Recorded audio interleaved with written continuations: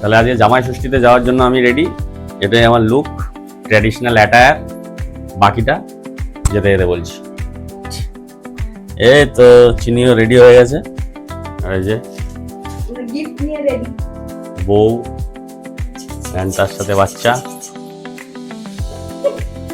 চলো।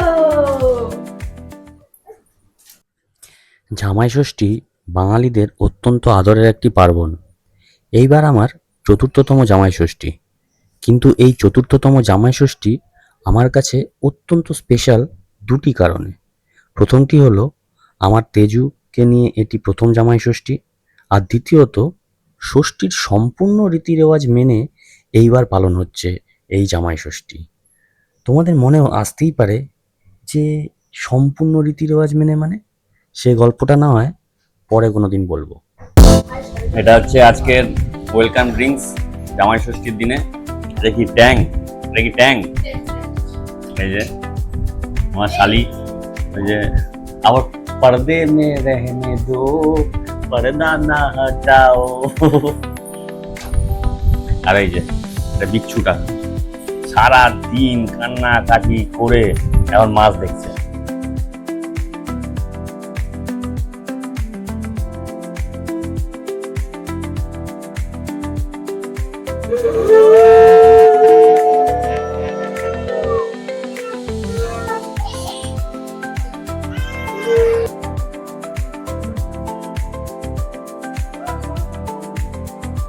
পিসুমনি এত মিষ্টি দিয়েছে, যে ফল আমার বউ খাচ্ছে, আমি খেতে পারছি না।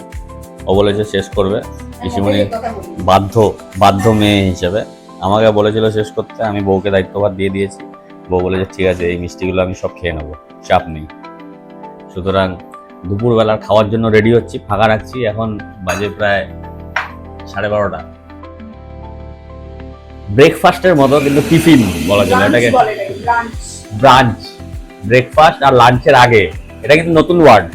এটা অক্সফোর্ড ডিকশনারি থেকে নয়, এটা ওয়েস্ট বেঙ্গল থেকে, রাকেশ পাত্র ব্লগ থেকে এসেছে। না মোটেই না, এটা অনেক জায়গাতে আছে ব্রাঞ্চ, আমার ব্লগ থেকে আসেনি।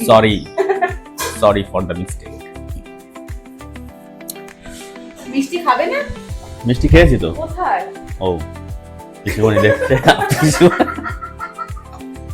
দাও মিষ্টিটা তুলে দাও। নিয়ে নাও, তুমি যেটা খাবে নিয়ে নাও। না না, পুরোটা খাওয়া যাবে না, এত মিষ্টি খেলে অসুবিধা আছে।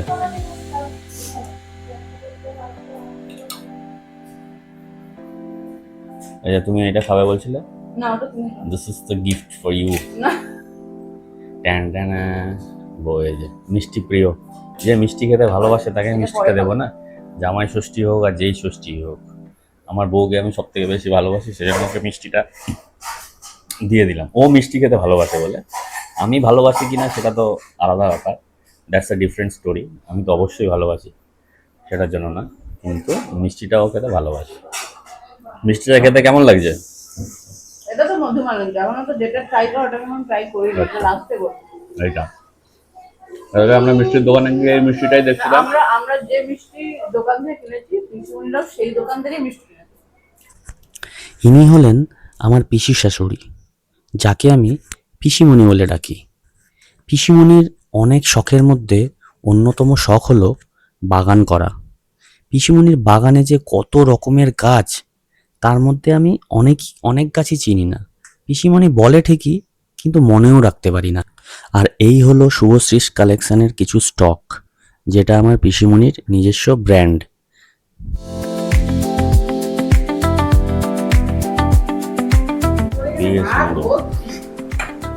এটা খেতেই হবে। এটা খেতে গিয়ে তো শেষ হয়ে যাবে। সব করেছে আমাদের পিসিমণি। ওদের বাড়ি তো না মাংসটা ইয়ে করেছে। ও আমি তো আরেকটা আইটেম দিতে বলেছি। পিস বললি পটলের ঝোল বানাবি।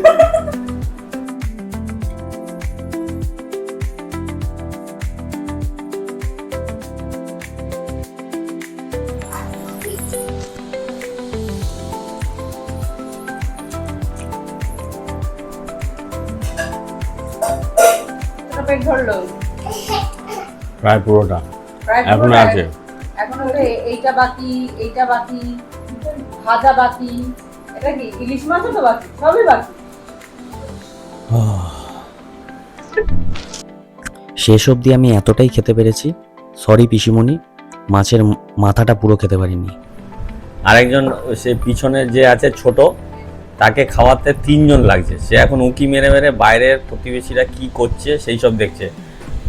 লেট এসে চলে এখন কি খাচ্ছে? আম। এতক্ষণ কান্না করে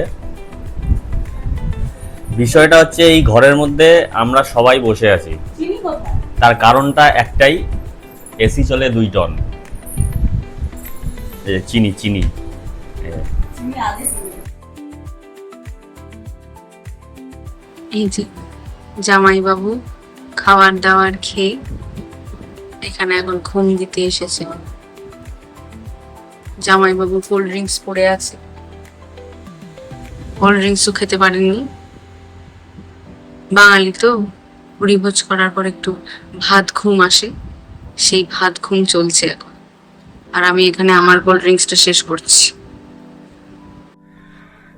সারাদিনে আজকে জামাই ষষ্ঠীটা বেশ ভালোই কাটলো, সবার সাথে আড্ডা আলোচনা হলো। পিসাই একটু দেরিতে এসেছিলো, অফিসে গেছিলো, কি অফিসের কাজকর্ম ছিল, পিসাই অ্যাটেন্ড করতে পারেনি। আজকের খাওয়া দাওয়াটা অনেক বেশি হেভি ছিল, আমি তো বেশি কিছু খেতে পারিনি, সব বউকে তুলে দিয়েছি। পিসিমণি আবার প্যাক করে দিয়েছে রাত্রিবেলা, সুতরাং রান্নাবান্নার ঝামেলাটা কম, নিয়ে যাব। তো আজকের জন্য এইটুকুই, টাটা।